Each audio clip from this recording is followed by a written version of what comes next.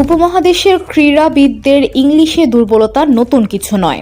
ক্রিকেটাররা তো আছেনই, কিংবদন্তি ফুটবলারও এমন আছেন যারা ইংলিশে ততটা স্বতঃস্ফূর্ত নন।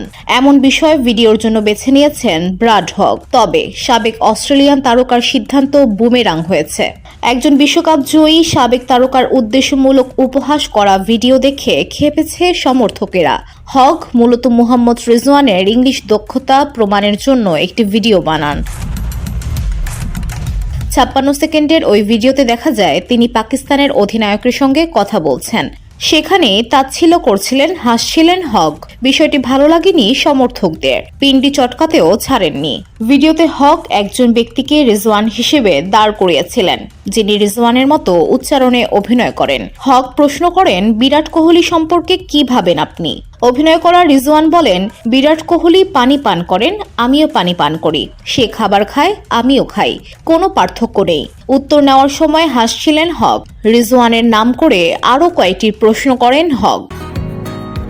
বসুন্ধরা, উত্তরা, বনশ্রী, কুড়িল ও বাড্ডা সহ রাজধানীর বিভিন্ন স্থানে অভিজাত ও অত্যাধুনিক মানের ফ্ল্যাট কেনার এক নির্ভরযোগ্য প্রতিষ্ঠান প্লেজেন্ট প্রপার্টিজ লিমিটেড।